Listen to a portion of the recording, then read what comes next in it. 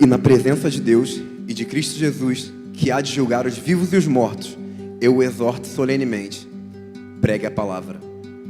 É com este imperativo que Paulo inicia suas últimas palavras ao seu filho na fé, Timóteo. Essa é sua segunda carta ao jovem pregador e possui um valor histórico sem precedentes. Afinal, além de ser uma convocação solene ao ministério e por isso conter sagradas missões para qualquer cristão vocacionado, ao que tudo indica, esse foi também seu último documento. Estamos mesmo diante das últimas palavras do apóstolo Paulo. Não apenas a Timóteo, mas também ao mundo. E aí fica a pergunta: como chega ao fim dos seus dias um homem de Deus?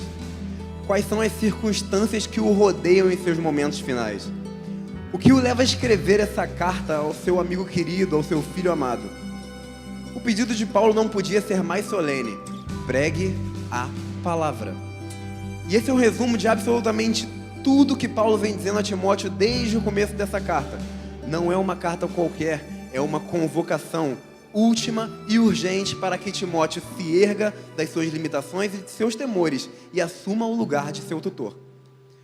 Uma vez que Paulo está mesmo chegando ao fim de sua jornada ministerial, é hora do jovem Timóteo se erguer com ainda maior compromisso e valentia. Paulo diz se lembrar das lágrimas sinceras de Timóteo e da fé não fingida que ele recebeu de bom grado e acolheu no peito por meio da fala de sua mãe e de sua avó. Deus não nos deu espírito de covardia, mas de poder e de amor e de equilíbrio. Foi isso que Paulo lembrou a Timóteo no primeiro capítulo dessa carta, enquanto ele fazia referência à santa vocação que Cristo nos fez. Evite conversas inúteis e profanas. Paulo enfatizou no segundo capítulo: fuja dos desejos malignos da juventude. E aí vem o capítulo 3, onde Paulo se recusa a esconder do discípulo a face escura do ministério. E ele diz sem medo: todos os que desejam viver piedosamente em Cristo serão perseguidos. Tu, porém, permaneça nas coisas que aprendeu por meio das Escrituras. Pregue as Escrituras. Este é um mandamento tão solene que as testemunhas convocadas diante das quais Paulo ordena que Timóteo pregue são Deus e Cristo Jesus. Alguns já haviam questionado o ministério do jovem Timóteo, mas não era hora de se entristecer por isso. Pregue a palavra. Outros já o haviam ridicularizado por seguir um pobre coitado feito Paulo, sempre perseguido, mas não era hora de se envergonhar. Pregue a palavra. Alguns chegam a sugerir que a própria personalidade de Timóteo seria também uma barreira, possivelmente tímido e inseguro. Mas não era hora de se ensimesmar, era hora de se expor e pregar a palavra em tempo ou fora de tempo. E é como se Deus segredasse aos ouvidos de Paulo sobre os dias que viriam, os dias de hoje. E aí Paulo vai dizer: Timóteo, vai chegar um tempo em que eles não suportarão a sã doutrina. A verdade causará coceira nos ouvidos e as pessoas vão atrás de pregações inofensivas, vão configurar pregadores que lhes afaguem o ego. E aí vem a troca infeliz, a dura verdade pela suave mentira. As fábulas e os mitos que podem emocionar, mas que não são capazes de nos salvar eternamente. É por isso que Paulo insiste: Timóteo, eles podem, você não. Seja sóbrio, pregue o verdadeiro evangelho e venha sofrer comigo feito um soldado nas trincheiras de uma guerra.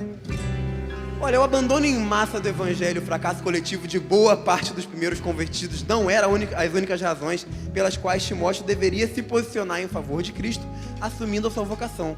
Outra razão oferecida por Paulo era a sua morte iminente, ou como ele gostava de figurar, a sua oferta de libação. Os sacrifícios e rituais praticados no Velho Testamento incluíam a oferta de libação, que era o momento em que o altar, sobre o qual os animais eram sacrificados, ele seria lavado por algum líquido, normalmente era vinho ou óleo. E o aroma perfumado desses líquidos já denunciava que estava chegando o fim da cerimônia. Essa foi a figura usada por Paulo para descrever a sua morte. Ele não desenha essa tela com cores densas, escuras, mas com o vivo vermelho de um vinho sendo aspergido. Não tem cheiro de luto, de morte, de medo. Sua morte tem cheiro de vida e de festa. As rimas não são azedas e melancólicas, não. A sua morte rima com o doce de um vinho. E é esse precisamente o convite de Paulo para Timóteo: vem sofrer comigo.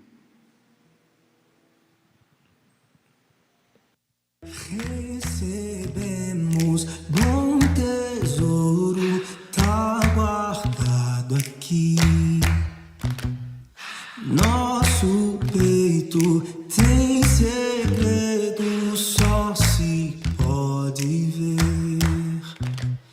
Se olhar de perto e provar da alegria que é chorar. Se sofrer sofrer comigo, feito um soldado em Cristo se ancorar. Sei em quem eu creio, estou certo de que tem poder e é santa vocação que Ele nos deu. Acreditar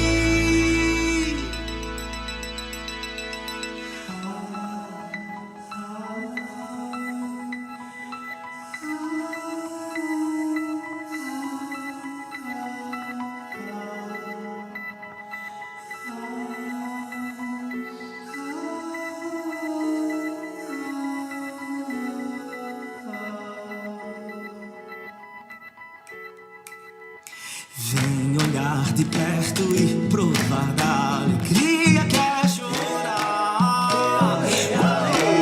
Acreditar no Evangelho,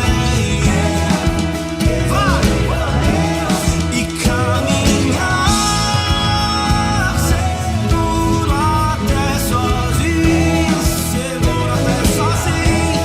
Acreditar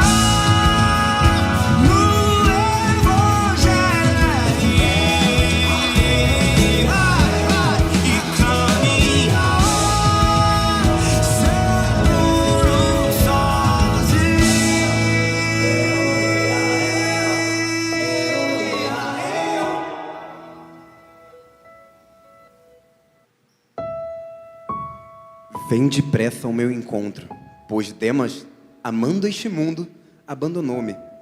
Crescente foi para Galácia, Tito para Dalmácia, só Lucas está comigo.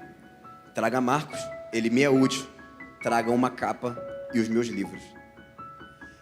Veja que o risco que Timóteo está correndo, porque a convocação solene de Paulo mais parece com um náufrago à deriva insistindo sorridente para que o marinheiro abandone a segurança do navio e se lance com ele no mar.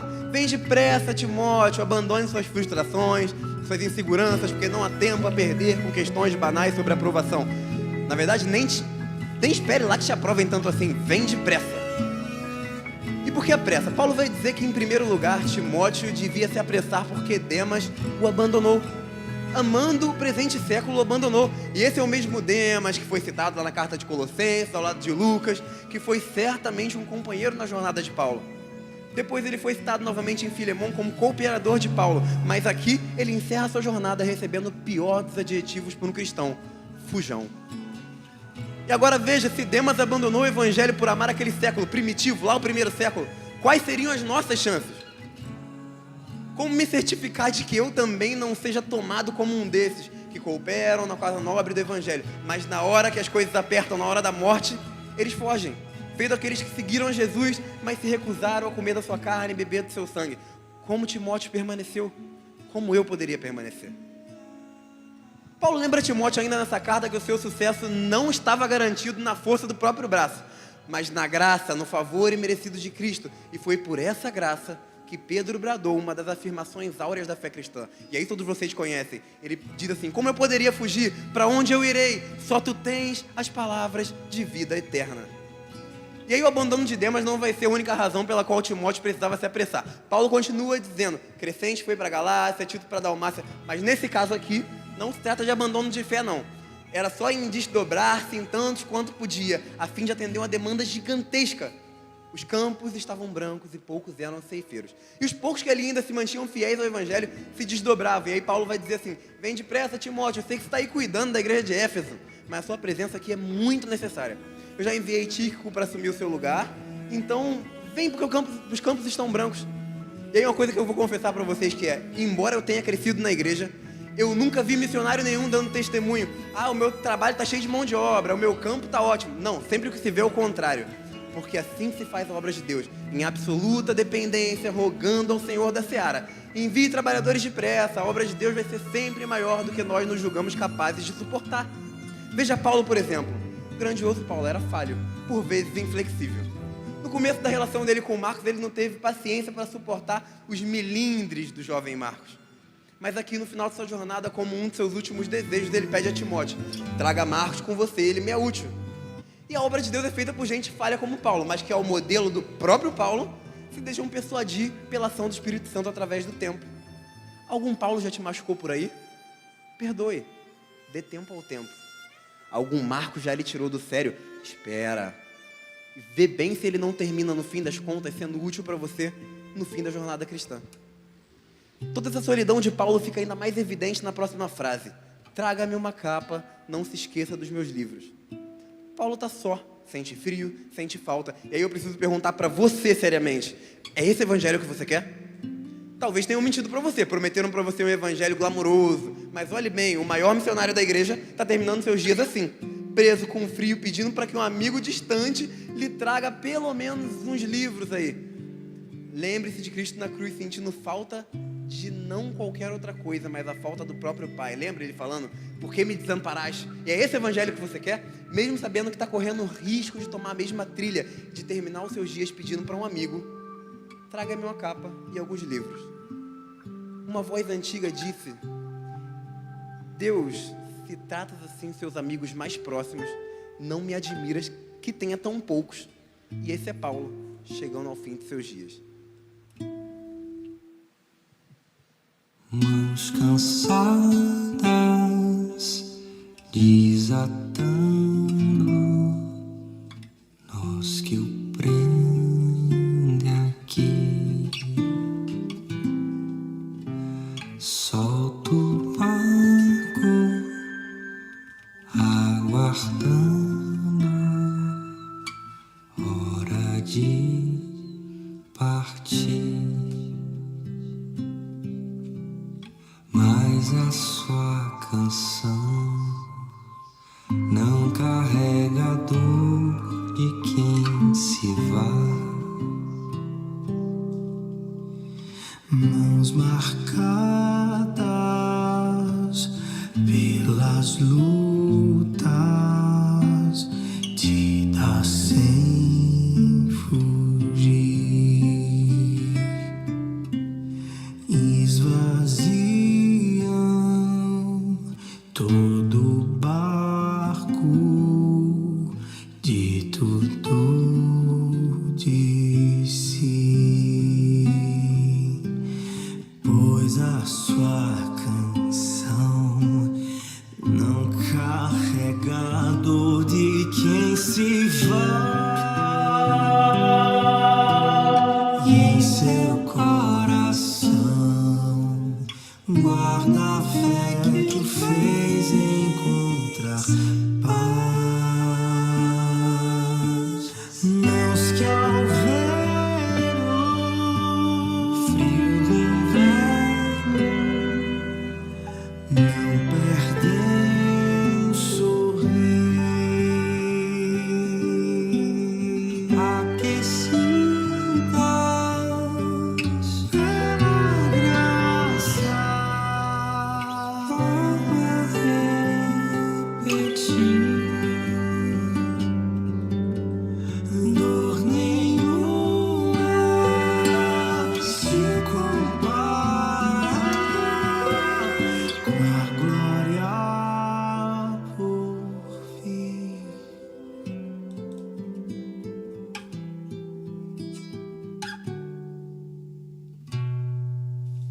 Dor nenhuma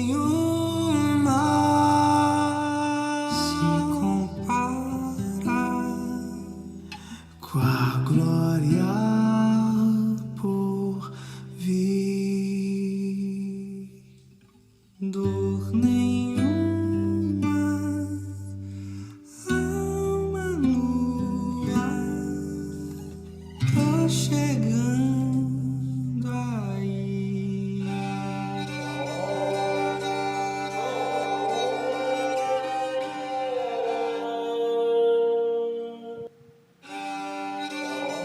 Alexandre o ferreiro causou-me muitos males, e o Senhor lhe dará retribuição pelo que fez. Previna-se contra ele, porque se opôs fortemente às nossas palavras. Na minha primeira defesa, ninguém apareceu para me apoiar.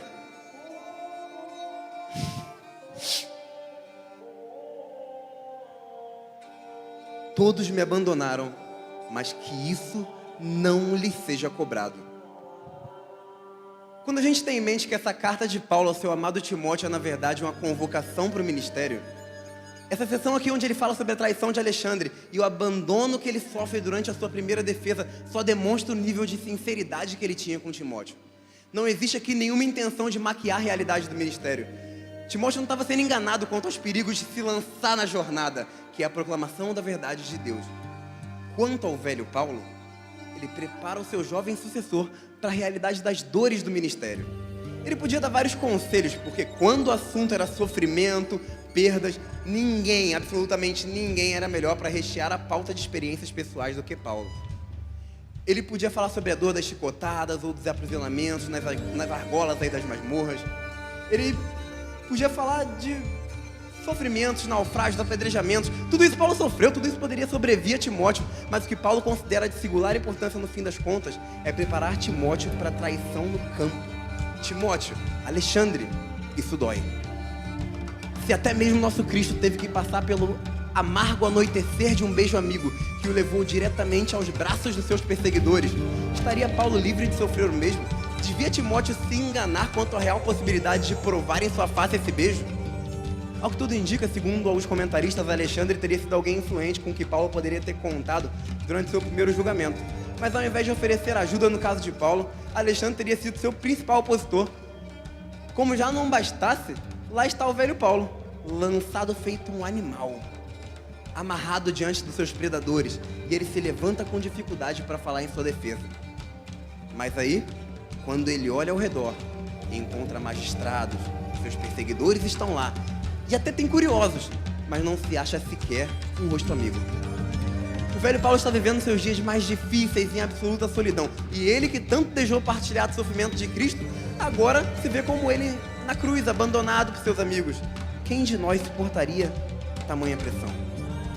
Sem amaldiçoar a si mesmo, sem desacreditar da própria jornada. Valeu a pena, Paulo? Vê bem aí ao seu redor, gastou sua vida em favor de tanta gente, abraçou tanto por aí, e no dia de sua terrível dor, quantos estão aqui para lhe devolver esse abraço? Quantos estão? E aí eu te pergunto, valeu a pena, velho Paulo? E essa pergunta volta para você. Você quer esse evangelho? Olha bem para esse texto e me responde. Você quer mesmo correr o risco de chegar nos últimos dias da sua jornada como o velho Paulo? Como seu Cristo? Veja bem, olha bem, se você começar a se envolver demais com esse negócio de igreja, de Cristo, de evangelho, você vai ter que começar a perder algumas coisas que qualquer um consideraria de grande estima. Se o seu envolvimento chegar até o pescoço, é possível que você perca alguns amigos, talvez uma promoção no trabalho, porque as ideias do evangelho elas vão, a princípio, bagunçar a sua cabeça de uma maneira bem estranha. Você corre sérios riscos de ter que reconfigurar a sua vida profissional, sua vida privada. E é isso que você quer? Você quer esse evangelho? Se você chegar ao ponto de se envolver até submergir num oceano e não saber mais quem é você e quem é Cristo, onde começa Cristo em você, aonde vai você em Cristo, você pode chegar sim ao ponto de estar sozinho, escrevendo para algum amigo distante. Aí, me envia aí uma capa, uns livros, mas a Escritura garante que não é possível de forma alguma que você chegue ao último dia da sua jornada sem a presença do mesmo Cristo que o encontrou. E aí, com o mesmo olhar compassivo de quem ele acolheu, Paulo continua o texto dizendo: mas o Senhor permaneceu ao meu lado e me deu forças para que por mim a mensagem fosse proclamada. O Senhor me livrará de toda obra maligna e Ele me levará salvo para o seu reino celestial. A Ele seja a glória para todo sempre. Amém. O convite de Paulo ao seu amado Timóteo não era para se jogar em absoluta segurança, nem no mar revolto. Afinal de contas, era o oposto. O convite de Paulo era para que ele subisse ao navio mais firme, na rocha inabalável. E é por isso que existe essa insistência de Paulo. Timóteo, eles podem regredir, pode acontecer daquele lá te trair, pode acontecer de outro te machucar, na verdade vai acontecer. Muitos vão te virar as costas para o evangelho que você proclama. Tu, porém, permaneça firme. E lembra, Timóteo, eles podem, você não.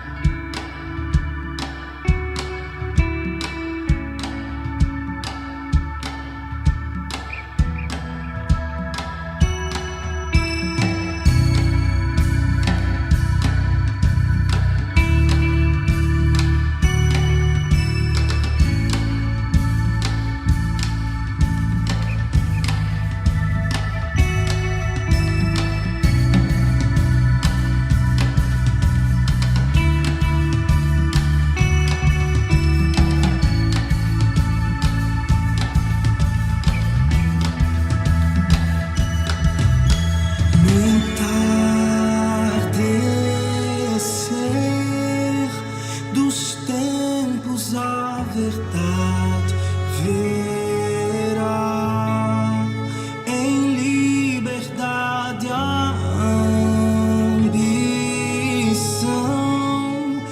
dançando com seus mestres em santo chão. Cada um em desprezo abandona o outro, cada um desespero só se abraça e é pouco. Não tem céu, teto, chão, verdade presa na escuridão. Na escuridão. Tu poderás em mim, tu poderás quase o que eu falei, tu poderás fortificar-te, é o bastante a graça que eu deixei. Tu poderás permanecer em mim, tu poderás quase o que eu falei, tu poderás fortificar-te, é bastante a graça que eu deixei. Tu poderás, sem dos outros tu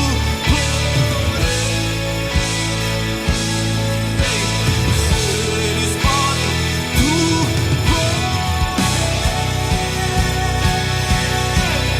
vão ser muitos, tu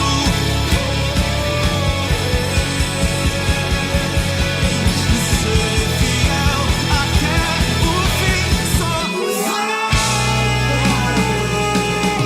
traz a capa e também livro, amigos e só eu tô sozinho, tu ser fiel comigo. E se perder tudo que tu tens aí, se alegre então por saber Deus tá aí.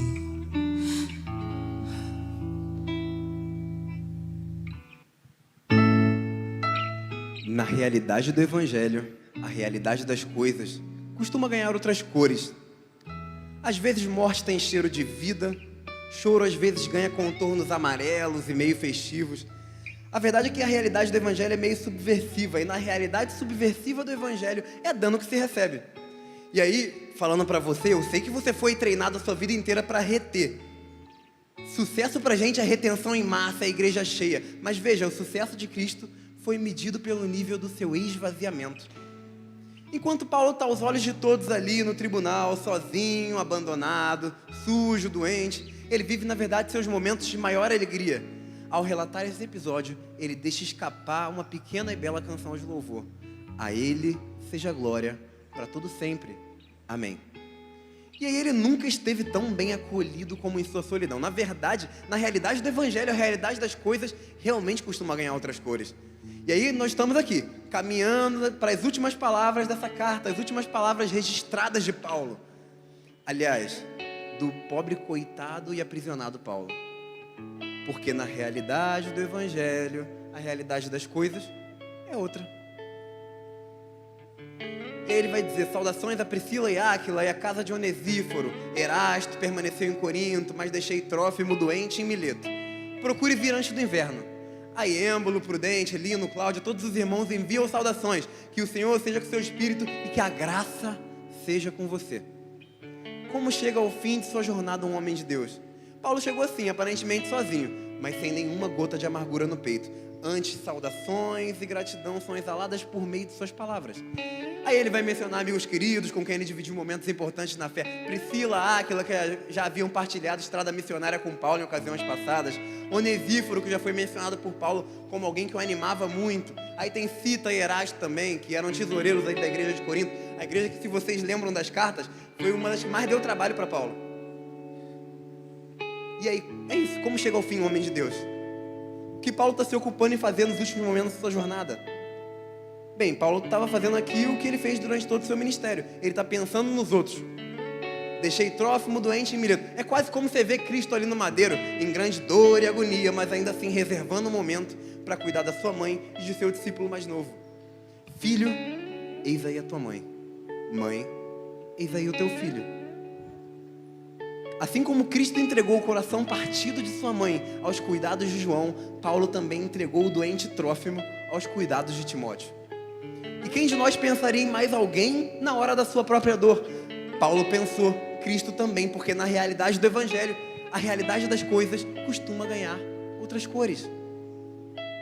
Paulo ainda arranja espaço para citar cuidadosamente os nomes daqueles que muito provavelmente foram seus últimos frutos. Êmbulo, Prudente, Lino, Cláudio, os irmãos todos.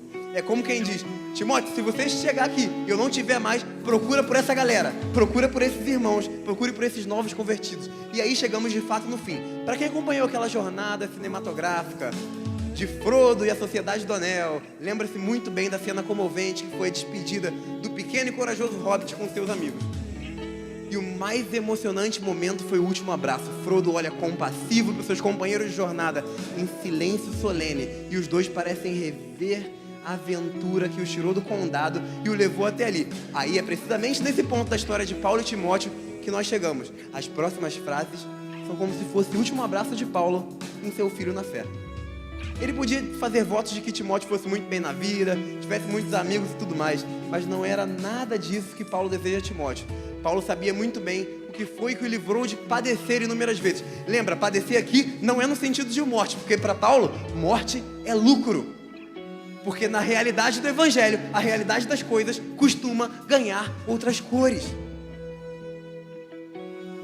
Paulo sabia muito bem o que desejar a Timóteo. E ele vai falar, Timóteo, quando eu tinha sua idade, quando eu era jovem, eu fui até Deus desesperado, com um espinho que me aferroava a alma. Mas Deus disse, Paulo, não se aveste não.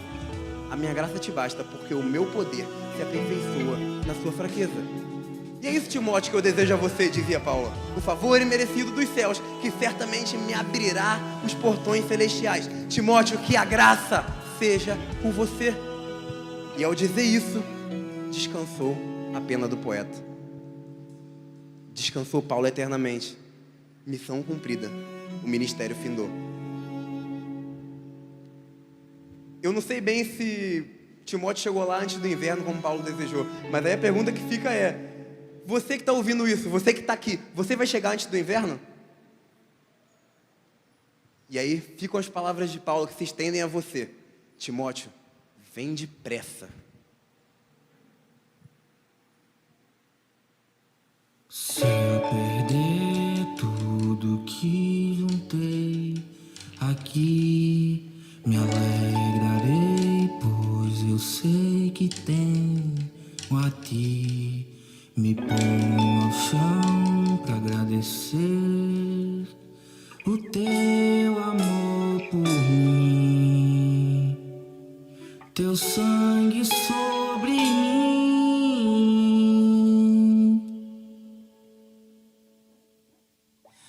Todos os dias minha beleza será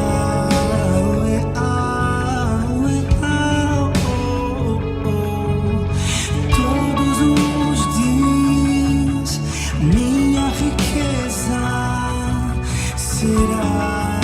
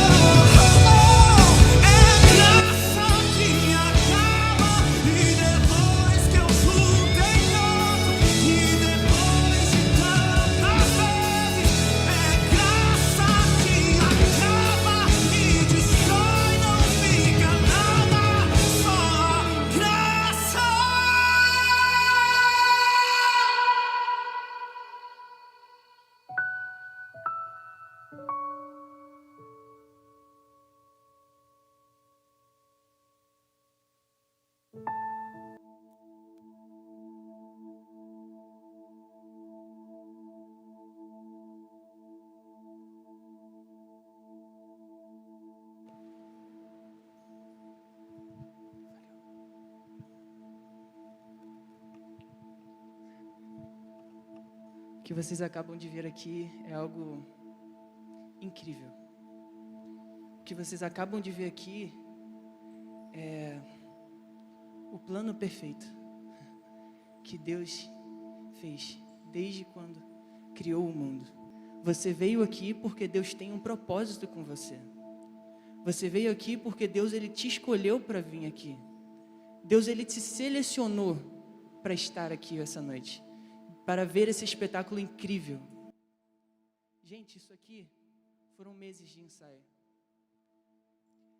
acertando cada erro, o mais pequeno possível, para que a mensagem fosse transmitida. 2 Timóteo, capítulo 4, vai dizer: na presença de Deus e de Cristo Jesus, que há de julgar os vivos e os mortos, por sua manifestação e por seu reino, eu o exorto solenemente, pregue a palavra. Esteja preparado em tempo e fora de tempo. Repreenda, corrija, exorte com toda paciência e doutrina. O que eu acabo de ler é uma convocação urgente. Deus te trouxe aqui hoje também para dizer para você: vale a pena. Quando Paulo chega no final do ministério dele, ele reflete sobre o que vale a pena. Num tempo onde todo mundo foge de dor, num tempo onde todo mundo abre mão, num tempo onde quase todo mundo desiste, o Senhor te trouxe aqui hoje para te dizer que vale a pena. Que Deus te abençoe, que Deus te fortaleça, e que nos momentos em que você se sentir mais fraco e pensar em desistir, o Espírito Santo do Senhor te faça lembrar e te renove o quão você é capaz e forte nele, porque nós não somos daqueles que retrocedem para a perdição da sua alma, mas nós somos daqueles que perseveram para a salvação em Cristo Jesus, porque dele, por ele e para ele são todas as coisas, toda a honra, toda a glória ao Senhor. Aleluia.